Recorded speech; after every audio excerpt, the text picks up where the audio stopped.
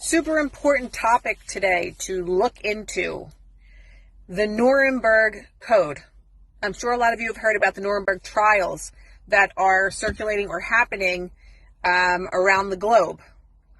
The Nuremberg trials that happened in 1946 and 1947 were and had to do with the German physicians that were basically doing these human experiments. And they were trying these physicians for crimes against humanity.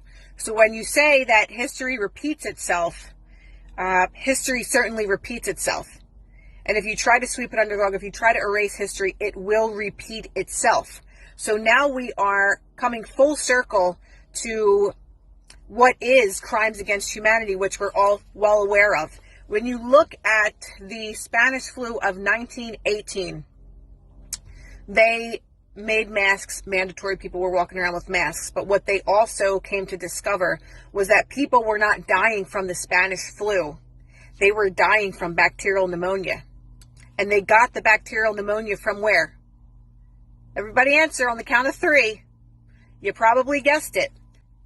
I think this is simple science, or maybe it isn't simple for people to understand that breathing in your own waste, and this is like a broken record. It's just like, oh, the cliche thing to say that you're breathing in your own waste, so, you're going to get sick. But it's like, isn't that common sense? If you had a dirty diaper and you put it over your face all day, do you think the results are going to be that something that adds more health to you, or do you think it's going to take away? When you have bacteria that's just on a piece of cloth in front of your face, it's like blowing your nose into a tissue and leaving it on your face. Those are things that have to come out of the body. They come out of the body as a natural process. And that is not for you to sit there and allow yourself to then breathe it back into the body. It's called waste material for a reason.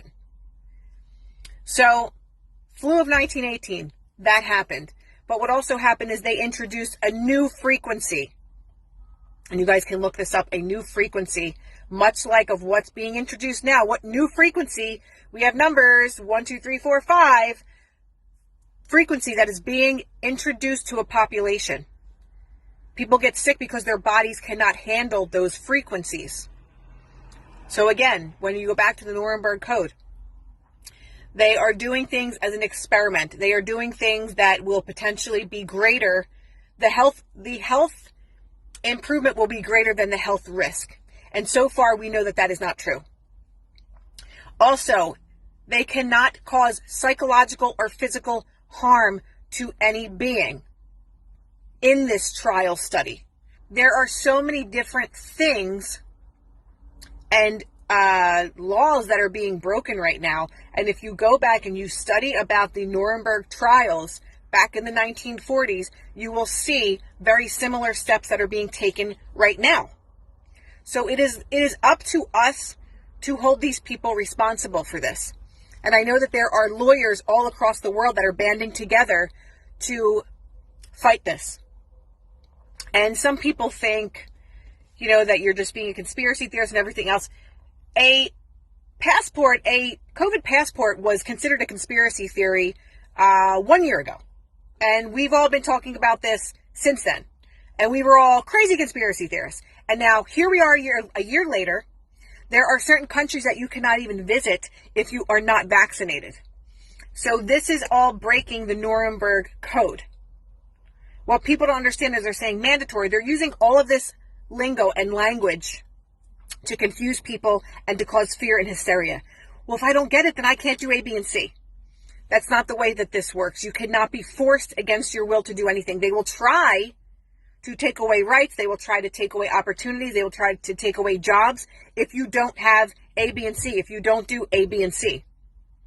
Once people start to understand this and people start to fight back and understand the laws that are in place for us as human beings, our human rights, things will change. Do not allow the fear language to scare you into doing something that you don't want to do. Ask somebody. If you don't know, ask someone. There's always a person that knows more than you, that knows more than me. And I will ask those questions to those people if I don't know the answer. Continue to educate yourselves.